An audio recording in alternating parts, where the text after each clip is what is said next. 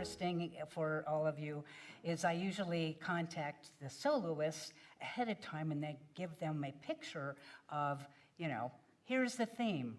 And I told her, it's lessons, blessings, and love from Bali. Good luck with that. And, when you let go and you trust and know that Spirit is always going to bring it forth. And she did, of course.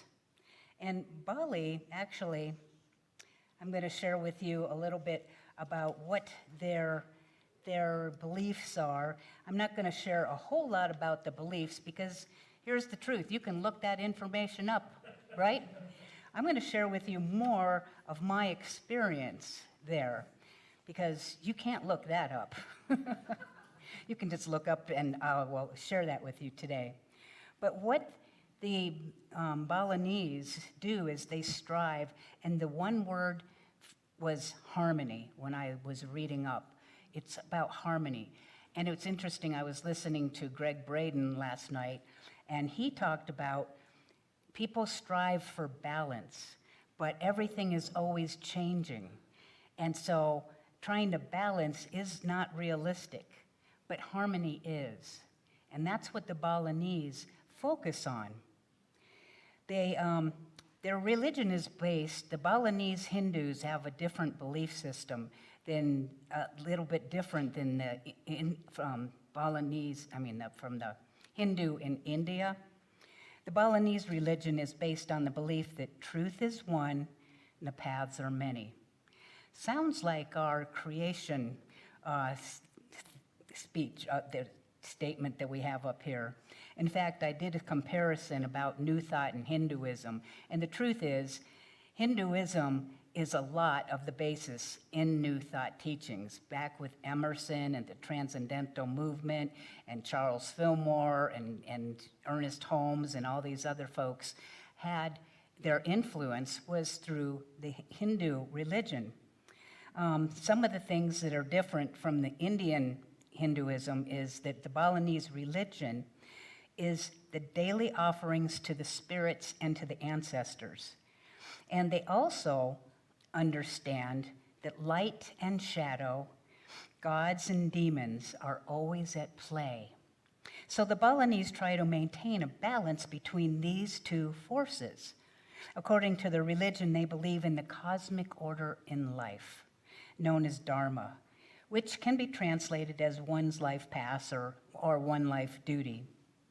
When followed, life is in order and harmony. Whereas when it's not followed, it creates imbalance. The Balinese always strive to maintain a balance between these two in their life. Their daily offerings in the temples and the shrines are for the lower spirits and gods alike, and they understand that both forces are a part of the play of existence and can appear in diverse experiences. What this tells me is that we say in unity, God, Spirit, the divine is all there is. We always refer to Spirit as light because it is light, but it's also vibrational energy. And the less light you have, there's an experience called darkness or less light. But they're both there, and we all have a light side and we have a shadow side. And what I love is that they honor this. And you can see that also in the representation of the yin and yang. They say that there is nothing bad in the shadow and nothing good in the light.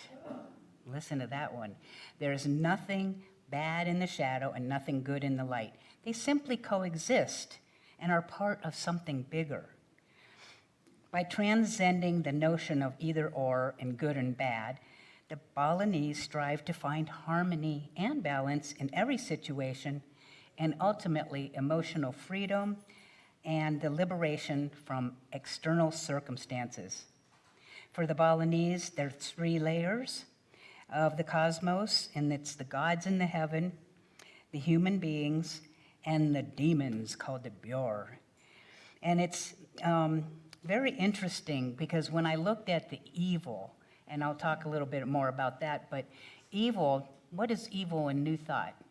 Well, there isn't really anything evil, But if I was to say everything is vibrational on that spectrum, which you often hear me talk about, everything is vibration. You have light and you have less light, which is the experience of darkness. You have life, like L-I-F-E, and then you have less life, which is the experience what we call death. So everything is vibrational, and spirit is everywhere on that continuum. And to recognize that there is nothing good or bad, there's just vibration, and that we have the power in New Thought to create new vibrations by the power of our thought. So now let's go to Bali. Let's go to Bali. And I said to you, Om Shasti Swatstu. Yeah, right? By the way, I'm still doing jet lag. Om Swastiastu is their traditional greeting. And Om means basically the universe and everything in it. And the Swastu, everything is about, it's about Om Swastiastu, to bring good fortune and positive energy. So Om Swastiastu. Let's try that. Om Swastiastu. Now, I didn't learn a whole lot of Balinese, but I learned that one. And the other one was Suksama. Suksama. Suksama. What does Suksama mean? It means thank you. And when I say Suksama to a Balinese and look them in the eye, and they're always smiling, they feel it. They're very happy to know that I am willing to, utilize their language, and they like that eye contact, and they like that smile, and it means so much to the Balinese. The other words that I learned were Miwali, which means you're welcome, and the other one, which was really easy to say, is bike, like riding a bike. Bike means good. So, how's your food? Bike. How are you doing? Bike. And they look at me like, and then they start talking to me in Balinese, like I know something. Who knows? Anyway, so thank you, you're welcome, and wishing you happiness and prosperity. So when I first wrote this, I said something to the effect of, I was going to make a slideshow for you. But then I realized that was going to take more work than I was going to be prepared to do. And the truth is jet lag. Put on the flight back, I left on, by the way, they're 14 hours ahead of us. And I happened to get up on March 23rd at 12:30 a.m. and watched the service on Zoom here, which was at 10:30 a.m. on Sunday. So I was watching the service with you on that day. However, the flight back, it's basically 30 hours of flight time, and then you add 10 hours of, not delays, but the layovers, right? So 40 hours, and I don't really sleep on the plane. So and plus their time is different. So right now it's 1 a.m. there. I'm ready to go to sleep. And I was up until 5 o'clock this morning. My body is not getting into adjustment as quickly as I would like. And I'm being very gentle with myself. So, and just FYI, on the way there, I had a 7-hour delay. So you add that up to 47 hours. I was not in good shape when I got there, especially when the taxi guys are trying to tell me it's 150 rupee to get in the taxi. And I'm like, well, what is that in US? Because I'm not, it's only supposed to be an $8 ride. Anyway, I was a mess. But, life goes on. So I'm going to tell you some of the most challenging things about Bali, along with my experience, and then share some of the better things. My first word when I say Bali is capital Humidity.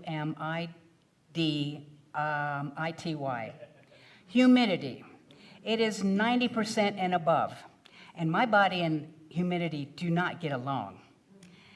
Yeah, I forgot what that was going to be like. So basically, I looked like I was wet all the time. I was always sweating because that's all I do. You know, my clothes every day. I kept doing laundry at the hotels, but humidity, and it's the end of the rainy season. So the first week we had a bunch of rain, and I stayed in my hotel room during free time most of the time with a novel that somebody gave me with the air conditioning on, because I just couldn't handle that humidity. I even bought one of those little fans that, you know, plugs in so I could put it on, but it was something else. And when, so the whole journey started, I did an excursion before the actual 11-day Bali trip, and that was to Borneo, and that was to see the orangutans. Yeah. Those wild orangutans that happen to be in a wild preserve because they're actually an endangered species. So, do you mind, would you like to see some photos? Yeah. How else are you going to get to see what's happening? So, they're at a feeding station. That's bananas. We got to go out 3 different times, and there's seats, and like from 2 to 4, they know the food is coming. So let's see if I can know what I'm doing on this clicker here. Oh, there we go. I know how to do a clicker. So, you know, these are as best as I could do, but you know what? This gives you a feeling of how close they were. And they're such peaceful animals. They really are. Look at the big boy. There are some big boys out there. I think that was probably the king of the forest. This one was up in a tree just checking us out. That's the same one, I think. Can't remember his name. Now, this was the houseboat, because we got to be on this deluxe houseboat while we were going down these rivers, and then we'd dock and we'd go into the feeding stations. And that's inside the boat. We had seven people from Simi Valley, well, including myself. I liked this experience because it was more intimate. We actually had 30 people on the whole journey when we went and did the Balinese things. So these are some of the views as we went down this little river, and it was really peaceful. And we saw proboscis, some kind of proboscis, something like that, proboscis monkeys along the side. And this place, they were going to have to walk in water because the water was so high from the rainy season. Only one of our people said that they were willing to walk in that water to go to the feeding station. The rest of us said, bye. Yeah. And this was my bed. I know, isn't that pretty special out there in the middle of wherever? Yeah. Yeah, they're very, very cute. They're adorable. And this was another view from my room, and I had the back room, so I had the view out the window. And it was air conditioned in there. That was cool. Plus, you get a little bit of breeze when you're going down the river. He's got a banana. And that was our group, along with our guides. And they were very sweet, and they took care of us every time you get off and on the boat. They're hanging on to you so that you're walking, you know, so carefully. And they're just sweet, sweet, sweet people. Oh, and I don't know who that is, but she's sweating. I don't know if you can see the glow. But this is Borneo and our first resort. And this was a traditional dance group that I didn't put any videos in here. If you have Facebook, you can go to my Facebook page and see a whole bunch more. This was a dance group that tell the whole story, and I can't tell you that. Of course, they've got statues everywhere. And there we go. We got into Bali, the Bali sign. This person here her name is Elaine, and I was so gifted by Elaine because most people came with other people, and then they also had 29 people that all came from the same community. But she was on the little boat with me, and she was a single person, and I was a single person, so she became my Bali bestie. And so I'm a one-on-one type person, so we got to hang out different times, and she was my person connection, and it was really sweet to have her. And here we are at one of the temples doing a blessing. And you notice that we all have our uniforms. We had to wear white tops, sarongs, the sash, take the shoes off. And they're very much into the rituals and offerings. And this is at the same place. I don't have all the names of these, but these are just some shots I can't remember the name of these either, but they are at the front of a lot of buildings, and they're to keep they look a little evil, but they're to keep the evil spirits out. They're guarding the property, so you'll see them in the front. We had Balinese dancers, and they were phenomenal. Yeah, they're very pretty. Oh, and there's a bat, but it's not real, but it's in the bat thing. The bat thing. Here we go. You can see a bunch of us in our temple wear. That's the bat thing. Pretty cool. This was near the bat cave, which I did not want to spend time with. And here we are again. Yep, at the temple. We made these mandalas, which are these offering baskets. So we had a little workshop and made these little offering baskets. And these you find everywhere. They are so into making these. Every day, they would be outside of your room. They are just always making these. And so we learned how to make these, which was pretty special. And there's a bunch of them from our group. Aren't they gorgeous? But they offer them, and they're always offering to the gods, to appease the gods, but more of an awareness. They are super, there's shrines and temples everywhere. Every house has their own temple, like a little shrine. Sorry about that, you just went out. But, and then they have the village shrine, and they have the big temples. It's pretty amazing. There's more dancers, sweet. And then this was the group with the guys. It was quite the story. Yeah. And this was one of the, we got to walk on water, as you can see. Pretty impressive, right? I mean, these places are just pretty awesome. Yeah, we're having fun. A bunch of fish in there, the koi. Oh. Yeah. A little snake energy. Yeah, why not? Only in Bali. Yeah, but isn't it beautiful? It's heavy. That thing weighed 40 pounds. Oh, I thought this was even more creepier than the snake, to be honest. Yeah, big boy.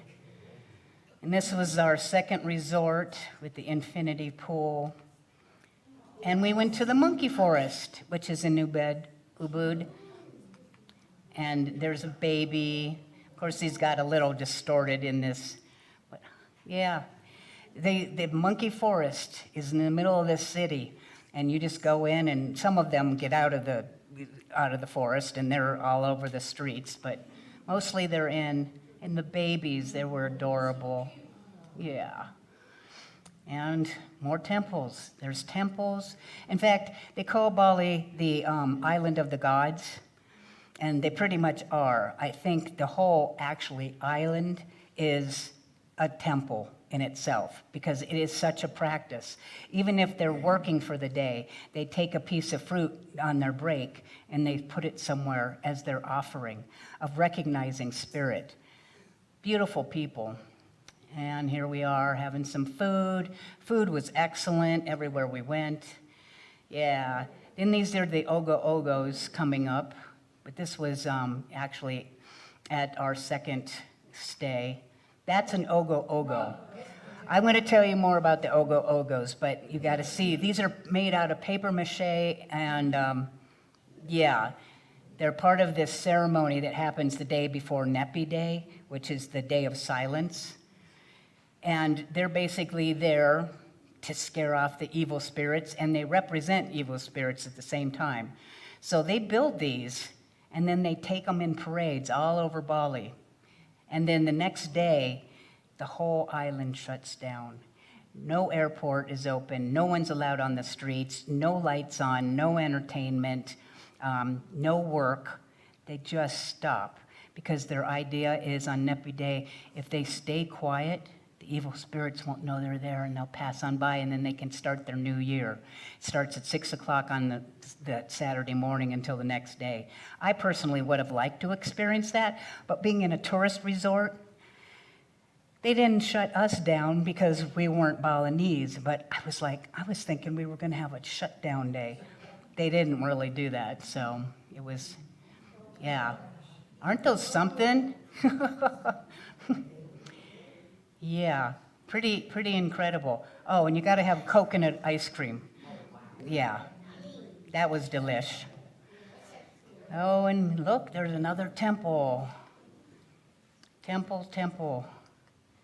Oh, and during the ceremony, you see the rice. Part of the ritual is you have incense that's supposed to help purify. Then you have your flower basket. In the flower basket, they have you do a ritual where you first start like this and you're giving thanks to God. And then we had someone directing us. Take a yellow flower, which I love that yellow flowers are here, and you hold them up to the sun. And then you put those on top of your head. And I'm like, okay. And then you pick up 3 other colors and you hold them up. And then you put them behind your ears. And so you do this little ritual thing. I'm not into rituals, but it's very interesting, so different. And then the priest comes along and he takes this little stick and some water and he goes, phew, phew, and blesses you with the water. And then you're supposed to drink it, but nobody drinks it. You just pretend and you just let it pour down you and you're like, okay. And then they put this rice right here and here on. So that's what I'm wearing is some rice. Yeah. And that's Saraswati, kind of blurry, but she's the goddess of creation and music and the cultures. Another dancer. Yeah, we had another dance. The costumes are outrageous. Look at those fingernails. I don't know if you can see them. And he kept doing this thing with his fingers. His fingers were dancing more than him. But they were fun. Oh, and this temple is Tanalat. Tanalat is a temple that is land meets sea. And there's only 2 times you can go on there, and that's when it's low tide. You have to time it just right. So we were at low tide so that we could go to the temple. You can see we walking across it. And we were one of the few people that got to go into the temple and do the blessing with the priests. Yep, meditation at Tanalat. Yep, and there's Karen Fry, the leader of our group. And that's Tanalat. That's pretty spectacular, actually. Oh, and look, I found another snake. Yeah, why not? There you go. That was another place that we stayed. Beautiful places. Now we're at the ogoh-ogoh parade. So you can see that they build these bamboo things at the bottom, and all these young men carry them.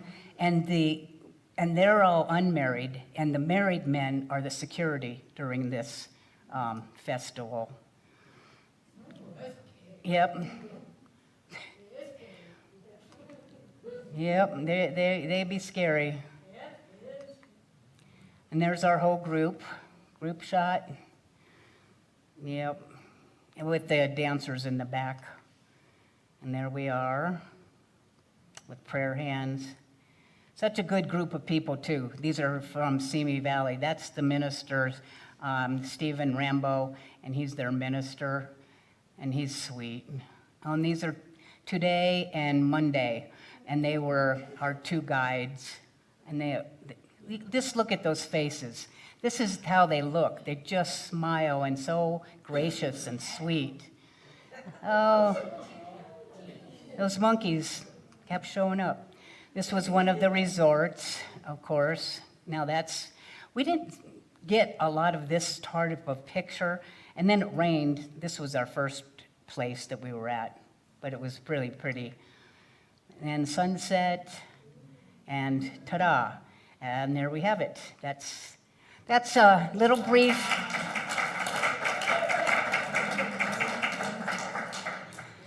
So yeah, Balinese, the people are just the sweetest, to be honest. And I attribute it to their devotion. They are most devoted in worshiping and knowing that God is there.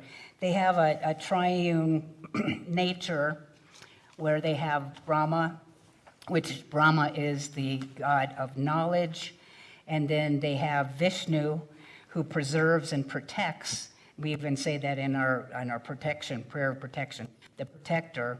And then we have Shiva, who is the god that destroys the universe in order to recreate it.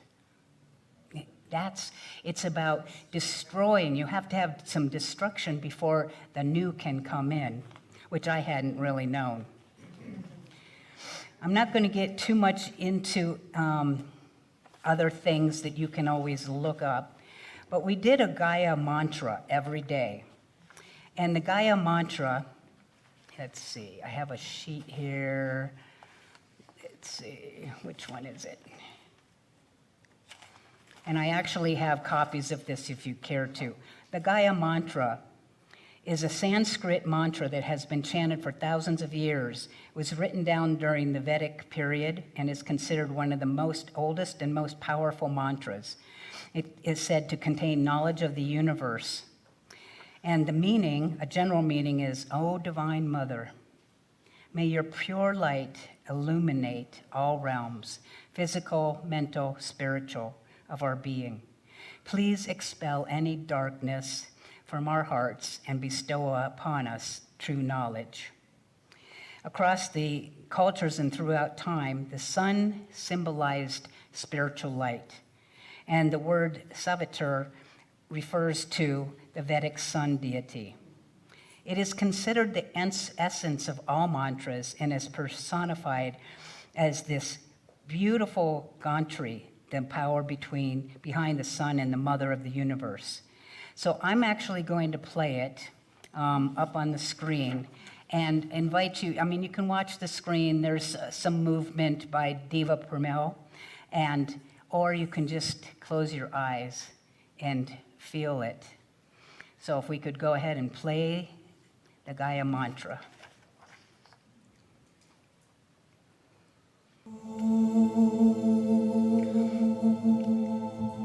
Dim the lights.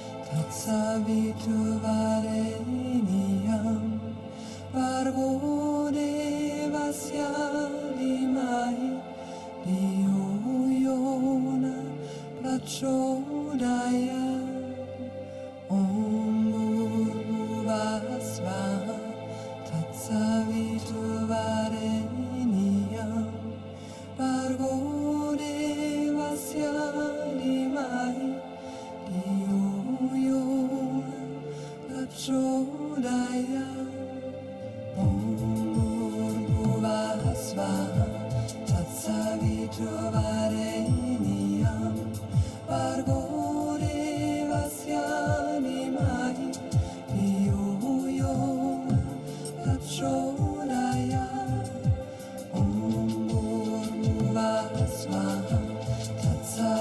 trovareniam pargore vasyani mai iyuyona achodaya omurmuvasvaha tatsavitrovareniam pargore vasyani mai iyuyona achodaya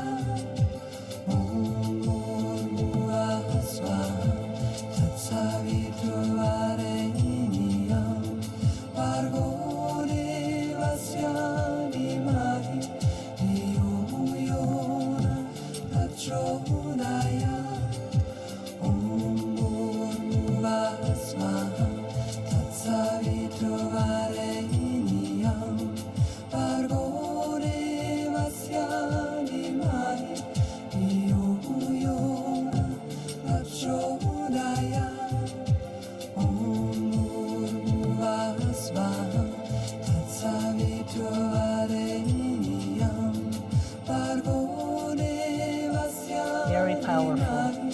I do have copies of the Gayatri Mantra outside here, and if anybody online wants to see a copy, I did get this off a line so that I could, but it gives some directions as well as how to chant it and some of the steps in doing so. And you can always go to YouTube and put in there the Gaya mantra. So my time in Bali, besides being humid, was actually a good change of pace, slowed down, and the people there was the thing that touched my heart the most. The graciousness, the sweetness, their just genuine presence, that they were there to serve, and they didn't get upset no matter what was going on. They lived in a peaceful way. And so my goal was to bring that back and to be more of that myself. And I'll tell you what, when I came back, I had 3 weeks of prayer requests to go through. And I'll tell you what occurred to me, that you carry within you the Balinese spirit. I was so touched as I was reading the prayer request, and I thought to myself, I have a Balinese culture that I work with, that I serve, that you resemble the Balinese more than you even know. Your sweetness, your caring, your kindness, your presence, this community that worships together. You're a testimony to love, and so are they. And we just need to be more of that and to practice and maybe up our game for being devoted and giving thanks and perhaps doing a little offering as our thank you to Spirit. I remember the first time I was saying thank you to Spirit at age 19 when I was my understanding of God. Thank you, God. And I wanted to give God something, like in an offering, because I was so overwhelmed. And I didn't know how to give God that was everything, anything. And I said, I give to you myself. Here I am, how many years later? I didn't know what it meant at the time, but the offering was myself. And I think the Balinese live that too. So thank you for being who you are in my life. I love you. Om Swastiastu.